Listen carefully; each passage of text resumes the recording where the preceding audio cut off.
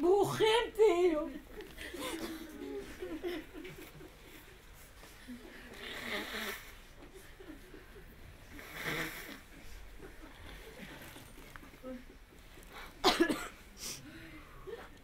סבא אהוב, הסתלקת בשבת פרשת חיי שרה. הפרשה מתחילה במות שרה ומסתיימת במות אברהם. והיו שני חיי שרה 100 שנה ו20 שנה ו7 שנים שני חיי שרה, ויבוא אברהם לספוד לשרה ולבכותה. רש"י אומר שהכפילות במילים שני חיי שרה בא להגיד ששני חייה היו כולם שווים לטובה. איך ניתן להגיד כך על שרה? הרי סבלה רבות בחייה, עקרות ונדודים וחטיפה ורעב. ניתן להסביר שזה לא עניין עובדתי אלא גישה לחיים. כל מה שהשם עושה, הכל לטובה, הכל רצון השם ומכוון לטובתנו. הכפילות גם מראה שכל שנותיה של שרה היו שנות חיים, שנים של עשייה, של חיים. על אברהם אבינו נאמר בפרשה שהוא זקן בא בימים, כלומר גם זקן שימיו ארוכים וגם בא בימים שימיו מנוצלים, שלמים, מלאים בעשייה ובתוכן. כך גם נאמר בכפילות עליו בסוף הפרשה, ימי שני חיי אברהם אשר חי, להדגיש שבכל ימיו היה חי, מלא חיים. גם עליך סבא, אני יכולה לומר את הדברים הללו. אחי לא כל שנותיך היו קלות, ובטח לא בשנים האחרונות, כשראינו בכאבך הזקנה מאחלת בך. אבל למדנו ממך תמיד הכרת הטוב, שמחה, אמונה בהשם, ולימוד שהכל מאיתו התברך והכל לטובה. כל שנותיך שוות לטובה. זכיתי להיות שכנה צמודה שלכם, סבא וסבתא, כמעט כל חיי, ולקבל ממך ומסבתא כל כך הרבה. הכנסת האורחים שלכם לכל נצרך ותמיד ללוות אותם בצאתם. שכר פסיעות. התאי של חיבורים, אמת עמוקה ולא מתנצלת יחד עם אהבה לכל אחד ומאור פנים. מוכן לוותר על כבודך למען השלום. איש שאוהב הלכה והיא בשבילו אורחות חיים. בענווה גדולה היית שותף בהקמת ישיבות והפצת צוותים חינוכיים, מפעלי בניין הארץ וקליטת עלייה. אבל את עצמך ראית כפועל פשוט, כמסיק תנורים באונייה. והכוח לעשייה שלך היה רצונך לפעול עם אל. להיות שותף בהיסטוריה, לחולל מהפכות של קדושה בלי להיות מהפכן, אלא משום שזו הדרך. מחובר למציאות יומיומית ולצרכיו הדחופים של עם ישראל מתוך ראייה שאנחנו בתקופה היסטורית. זו זכות להיות נכדתך בכל כך הרבה מקומות ששמך הולך לפניך. היחס שלך לחומריות ולכסף היה שאלו דברים חולפים, לא קבועים, כמו שהזמנת את הנכדים והנינים ללמוד את מסכת אבות, לעומת התורה שהיא חיי נצח, ולכן השקעת בלימוד ובאהבת תורה ובחינוך לכך, וחיית בצניעות ובפשטות, ואת הכסף השקעת בדברים הנצחיים ולא החשבת אותו כשלעצמו. המשפחה הייתה חשובה לך כל כך ומקור לשמחה. יש לי זיכרונות שאתה מרכיב אותי על הכתף ובכתף השנייה את רות ורוקד איתנו בשמחת תורה, עושה לנו נדנדה על הרגל ליל סדר משפחתי בהרכב ענק, וסבא מתחפש למשה רבנו, מספר לנו סיפורי חסידים שתמיד מוסר השכל בצידם, שר שירים וניגונים שהפכו לנכסי צאן ברזל של המשפחה, מברך בכוונה ובתשומת לב בכל הזדמנות ונותן נשיקות חזקות, תופס אותנו בחיבוק אמיץ שקשה להשתחרר ממנו, ומוסיף צביתה מלאת אהבה, נותן לילדים שמבקרים אותך משחקים קטנים, קוביות שוקולד מסודרות יפה על צלחת, לדר חתוך לרצועות דקות וחוס מים קרים טריים. מאור הפנים שלך היה כרטיס הביקור שלך. בכל מקום ולכל אדם מארת פניך, וכמעט עד הסוף הצלחת לשמור על החיוך והארת הפנים הזאת. גם בליל שבת האחרון זכינו לקבל ממך בפעם האחרונה את ברכת הבנים, ולא ויתרת ולא ויתרנו, למרות שזה דרש ממך מאמץ והיד כאבה. נקראת שבתאי מלשון שבת, הקפדת שנאיית את שמך בלי א', והיית איש של שבת, קדושה ועונג ושמחה באהבת השם ומשפחתיות ותורה, ומה מתאים מכך שנפטרת בשבת. עכשיו שנשמתך משוחררת מכבלי הגוף שהכבידה לך בשנים האחרונות, היא תלך עם הכוחות שאפיינו אותך כל חייך סבא ותבקש גאולה לעם ישראל, ניצחון והשבת החטופים, וגם לכל צאצאיך בריאות וזיווג ולכל הדרוש. כשאברהם סופד לשרה, כף במילה ולבכותה בספר התורה הקטנה, ובעל הטור מסביר על כך שעל אדם שנפטר בגיל מבוגר פחות בוכים בלכתו. הנחמה על לכתך סבא, היא שכעת מלווים אותך כל מעשיך הטובים, כל תלמידיך, כל צאצאיך וכל המורשת המפוארת שאתה משאיר אחריך.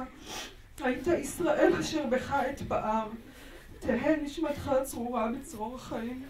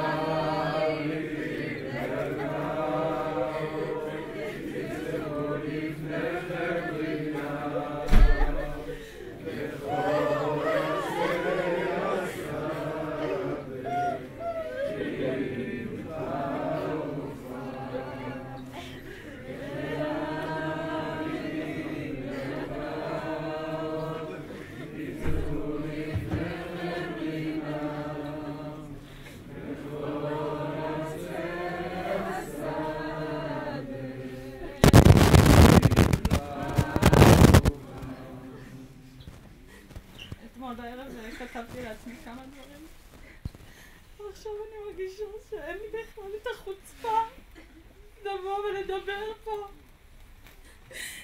ואני מבקשת רשות בכלל להגיד משהו, גם מסבא וגם מהדודים ומכל האנשים הענקיים שנמצאים פה, כי בשמחה תצאונו בשלום תובלון, והרים והגבעות תפצחו לפניכם רינה, וכל עצי השדה עמך וכף.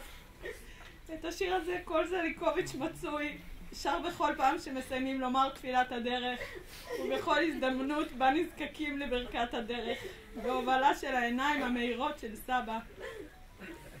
יברכך השם וישמרך, יאר השם פניו אליך ויחונקה, יישא השם פניו אליך וישם לך שלום. בכל הזדמנות שפוגשים את סבא, זו הברכה. ברגע שקיבלנו את הידיעה והתמונות של סבא התחילו לזרום, ממש היה אפשר לראות שאין דוד, נכד או נין שאין לו תמונה של סבא מברך אותו בברכת הבנים. לומדים מידותיו של אדם מהקדוש ברוך הוא, מהו רחום אף אתה רחום, מהו חנון אף אתה חנון. ומה הקדוש ברוך הוא מברך את בניו, אף סבא שלנו מברך. סבא, אתה לימדת אותנו מהי ברכה, מה זה לברך את הבנים שלך בכל הזדמנות. יברכך השם בכל עת, ישמרך, סבא העוטף, המחבק, הנושך את קצה האוזן ברמה של כואב. יאר השם פניו אליך, אין מאור פנים מקצה העולם ועד סופו כמו שיש לך. ויחונקה, איש חינוך כה גדול, הקים את דור התקומה יחד עם חבריו לשבת איתנים, הנחיל באהבה ובשמחה את תורתו של הרב צבי יהודה והרב קוק, את תורת ארץ ישראל השלמה, ישיבות הקים בכל מקום. וגם אנחנו זכינו להתחנך מאורך, 12 ילדיך ועשרות נכדיך וניניך.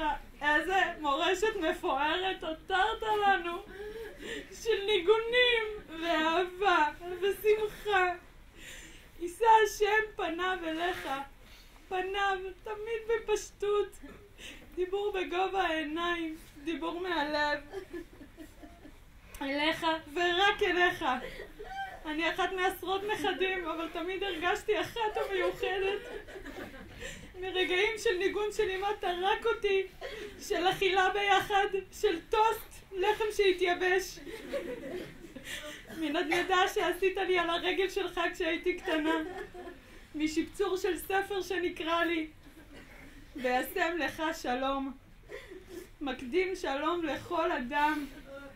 זה מתחיל עם היד, ואחר כך הסימון שלה חזק חזק ונתחזק, עם הקימוץ הזה של העיניים והאהבה. איש של שלום, תמיד נמנע ממחלוקות. הרבית כל כך הרבה אהבה סביבך. סבא, אנחנו מברכים אותך כולנו עכשיו, מכוחך. יברכך השם וישמרך, יאר השם פניו אליך וחונקה. יישא השם פניו אליך ויעשה לך שלום. סבא המתוק, מתוק שלנו. כמו הלדר שהיית מחלק לנו במחנה זליקוביץ' בחתיכות קטנות, כי צריך להספיק לכולם. אני זוכרת שאבא שלי, אבא שמעון, סיפר על ימיו האחרונים של סבא ישראל. הוא סיפר שהוא ראה את סבא ישראל בחדר שלו בוכה. והוא שאל אותו, סבא, על מה אתה בוכה? הוא עוד לא בא, השיב לו סבא ישראל. מי לא בא, סבא? המשיח עוד לא בא, ענה לו סבא ישראל בדמעות. זכינו אחיותיי ואני להגיע לביקור של פרידה מסבא שבתאי האהוב. שרנו לו שירים, וזה היה כל כך מרגש לראות איך הנשמה זוכרת את כל השירים והניגונים גם כשהגוף כבר לא זוכר. זכינו להיפרד, לבקש סליחה, להגיד תודה, ושרנו לו לשנה הבאה בירושלים הבנויה. באותו רגע סבא התחיל לבכות, ממש למרר בבכי, ואני נזכרתי בסיפור על סבא ישראל. אבל סבא שבתאי, אתה זכית לראות עוד קומה, לבנות את הקומה, וגם בשנה האחרונה לראות עוד אבן בבניינה של ירושלים. זכית לראות בעיניך את מלחמת התקומה שאותה אנו נלחמים, שבה לוקחים חלק כל בניך, נכדיך וחתניך, ותומכות אותה בנותיך, נכדותיך וכלותיך. כמה בתים זכית להקים בישראל. עתה הם שולחים פערות בדמי, שורשיהם ואורכי שלובים. תודה על הזכות להיות זרד באילן המפואר הזה שהקמת, שיש לו שורשים כל כך עמוקים וצמרתו כה גבוהה. תודה שה-DNA שלך זורם בעורקיי ובנשמתי. זכינו כולנו כל כך. לסיום, אני רוצה לפנות אליכם, הדודים האהובים שלנו, שבט זליקוביץ' המפואר, ולהגיד לכם תודה שלימדתם אותנו מהי מסירות נפש. תודה שלימדתם אותנו מהו כיבוד הורים. אני בטוחה שלמדתם את זה מסבא וסבתא. תודה שזיכיתם אותנו לקחת חלק, שלימדתם ואתם מלמדים אותנו תמיד, הנה מה טוב ומה נעים, שבט אחים גם יחד.